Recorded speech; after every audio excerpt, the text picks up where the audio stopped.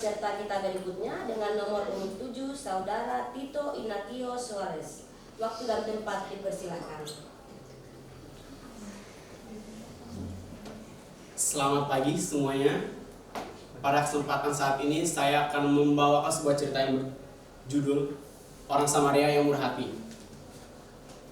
Kisahnya seperti ini. Suatu hari datanglah seorang ahli Taurat. Mereka datang untuk mencoba Yesus. Tanya si ahli Taurat tersebut pada Yesus seperti ini. Tuhan, apa yang harus ku perbuat untuk memperoleh hidup yang kekal? Jawab Yesus pada mereka.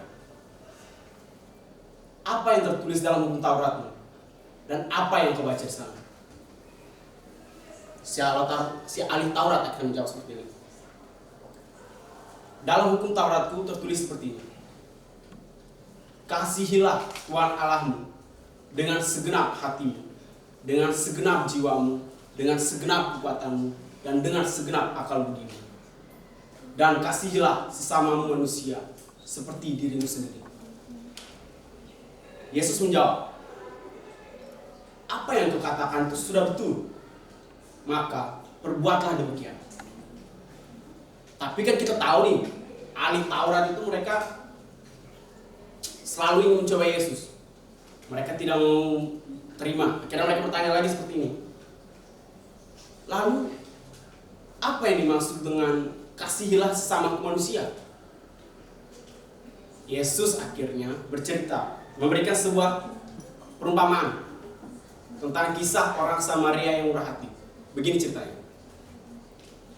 Suatu hari, ada seorang dari Yerusalem pergi ke Yeriko. Dalam perjalanannya, ia dirampok oleh penyamun. Dirampok, dipukul dia, dihajar. Udah istilahnya udah nggak berdaya, sudah tidur. Barang-barangnya diambil pula. Dia ditinggal oleh penyamun untuk pergi. Akhirnya lewatlah seorang imam. Imamnya pertama. Tuk dia jalan. Dia jalan. Dia melihat ada orang tidur di jalan. Dia pikir kenapa mungkin ya. Akhirnya dia pergi ke seberang jalan. Dia tidak membantu. Pergi ke seberang jalan, dia berjalan, meninggalkan orang tersebut. Akhirnya ada yang kedua. Orang Lewi maksud saya, orang Lewi. Dia jalan juga, tuk, dia jalan. Dia lihat juga ada orang tidur di jalan. Tapi dia tidak membantu. Dia pergi ke seberang jalan. Dia pergi meninggalkan orang tersebut di jalan. Akhirnya orang ketiga muncul. Seorang Samaria. Orang Samaria tersebut di jalan. Dia berjalan. Dia lihat ada orang tidur di jalan.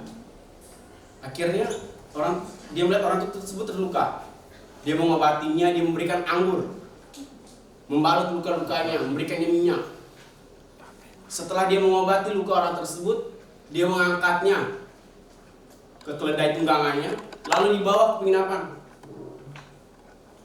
Mereka bermalam di sana sampai besok paginya. Si orang Samaria tersebut mencari tuan pemilik penginapan. Dia berkata seperti ini pada pemilik penginapan. Tuan, akan kuberikan engkau 2 dinar. Tolong rawatlah dia.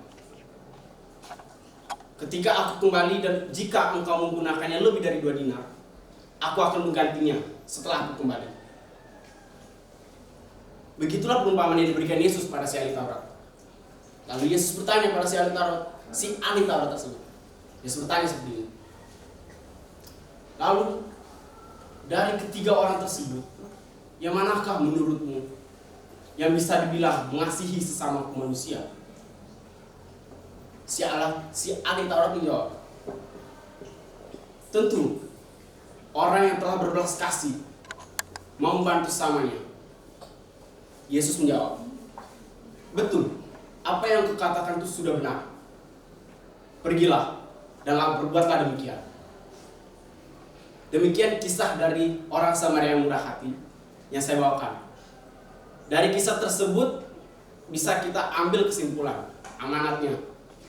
Seperti orang Samaria tersebut, ketika dia menolong orang yang berada di jalan, ya pasti kalau misalnya kita pribadi awam tuh kita berpikir, wah, jangan saya ditipu nih, tiba-tiba saya nonton, ntar malah saya dijahatin seperti itu. Tapi orang Samaria tersebut tidak berpikir seperti itu. Dia membantu, dia merawat, tidak seperti imam, tidak seperti orang Lewi. Dia mengangkat, dia membalut lukanya lalu dibawa ke penginapan. Malah dibawa ke penginapan. Dalam kehidupan kita sehari-hari, kita juga harus berbuat seperti itu.